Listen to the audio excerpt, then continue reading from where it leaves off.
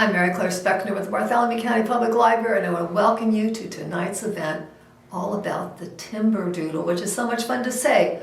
Our presenter is Donna Stanley, and Donna is a park ranger at the Muscatatuck National Wildlife Refuge. And if you haven't been to Muscatatuck, go take a visit. You can walk around, you can drive around. There's a nice visitor center with lots of information. So visit Muscatatuck, and right now you can learn all about the Timberdoodle with Donna Stanley. Thanks for watching. Hi, I'm Donna Stanley, and I'm a park ranger at the Muscatatuck National Wildlife Refuge, and I'd like to talk with you a few minutes about Timberdoodles. What is a Timberdoodle? Ancient folklore suggested that the great maker, when done creating all other birds, used the leftover parts to fashion the Timberdoodle.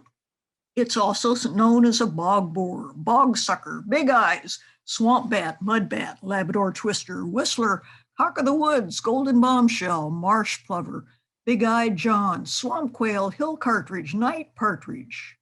Many people used to think Timberdoodles were some kind of snipe, which resulted in names like blind snipe, drooping snipe, forest snipe, keen snipe, brush snipe, whatever you call it.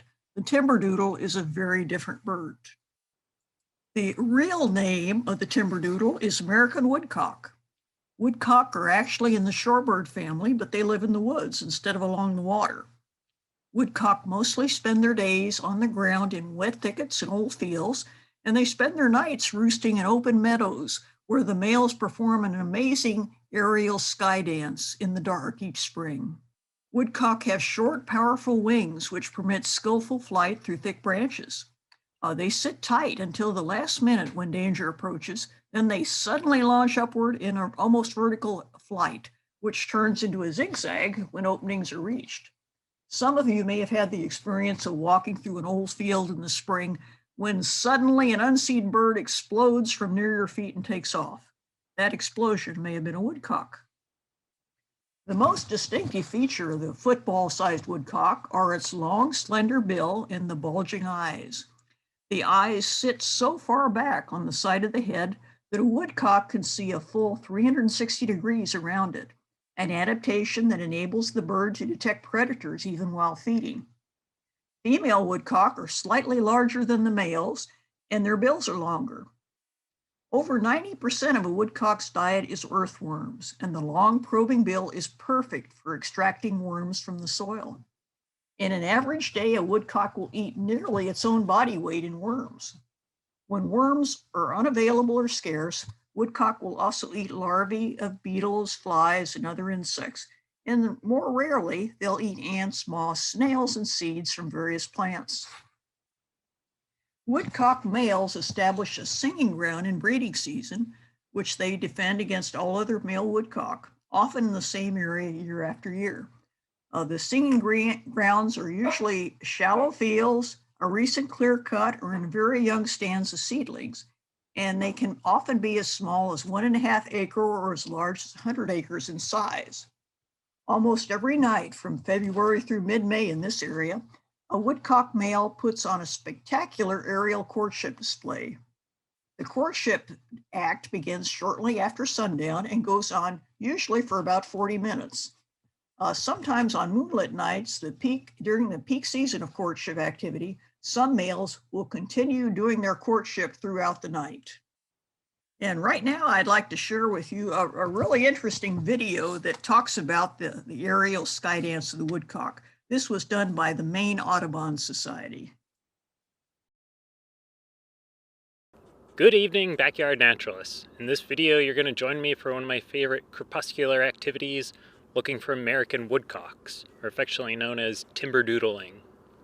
The American woodcock is a shorebird, but doesn't live by the shore. Instead, they live in the forests of Maine, and they'll come out in these spring evenings looking for open fields like this, especially with little wet areas, where they will display. It's a lekking species, meaning that the females will come out and watch the lekking males, the displaying males, which will vocalize. They'll give this very nasal little peent noise. We'll be listening for that. And then they have these amazing aerial displays that they do. The males will take off, flying up into the sky, gaining a lot of altitude, and then making this twittering noise, which is actually as the air passes through specially modified primaries, their outer flight feathers. As the wind cuts through that, it makes this twittering noise. And they'll do this aerial display for almost a full minute. We'll hear that twittering, and then they descend back down to the ground. Let's see if we can get it on camera, and I hope we have some success. Let's see what we can do. Full disclosure, this is what you'll see most of the time when looking for woodcocks. But with some effort and a spotlight, you might have some luck.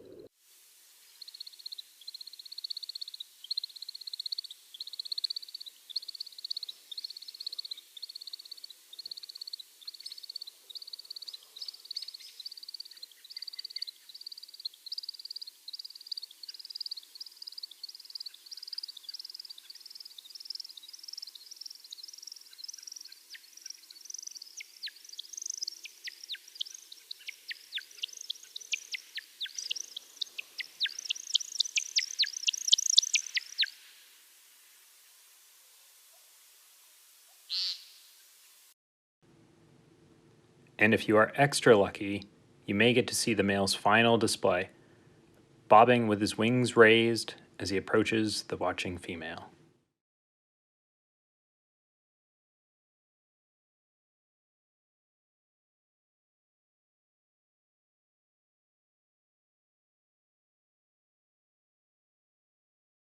A female woodcock chooses a male to mate with on the singing ground if she is impressed by his display.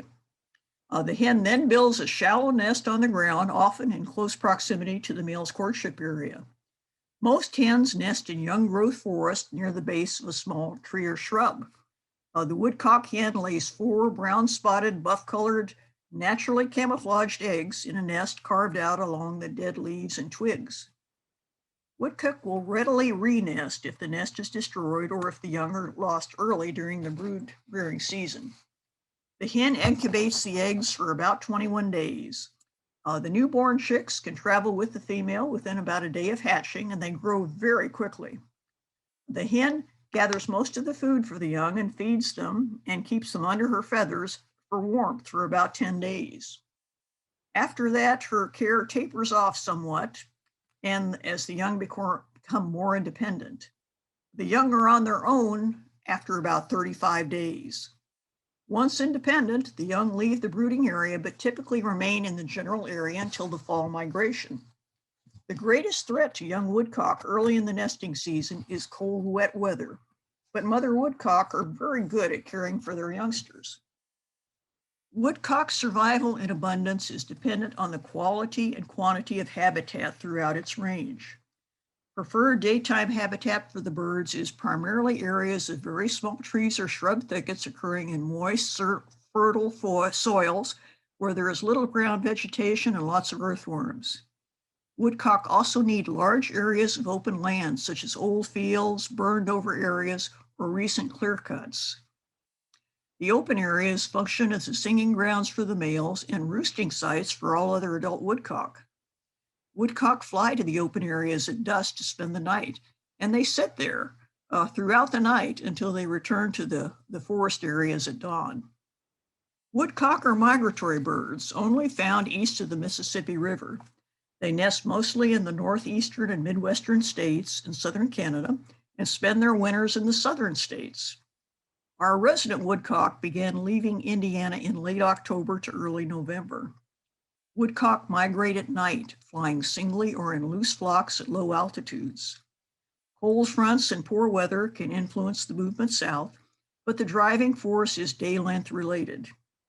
By Thanksgiving, most woodcock have left their northern breeding grounds, including Indiana, for the southern states. Sometimes woodcock have been noted in southern Indiana in December and January during mild weather. A woodcock usually return to Indiana in mid-February. Their trip north is also triggered by increasing day length. Woodcock hunting used to be a popular sport in Indiana, but the number of hunters has declined in recent years, as has the woodcock habitat because of the change in the forest. Currently, the state woodcock season runs from mid-October through the end of November. Woodcock bob up and down when they walk. The walk is so famous that they are now trending on several internet videos. The slow walk is hilarious to watch, but unfortunately, it is not at all helpful when the birds are trying to cross roads. Woodcock survival is much better away from busy highways.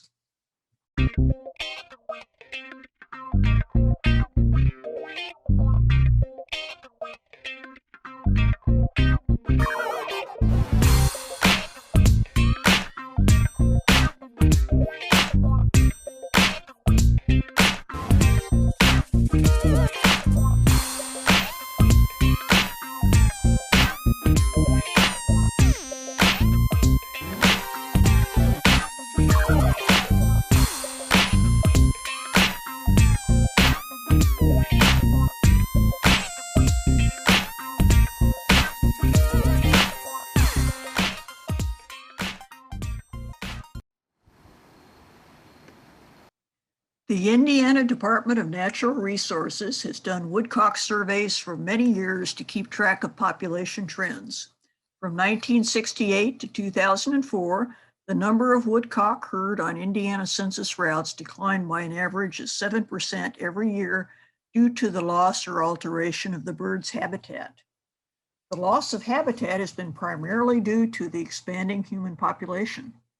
More people require more living space.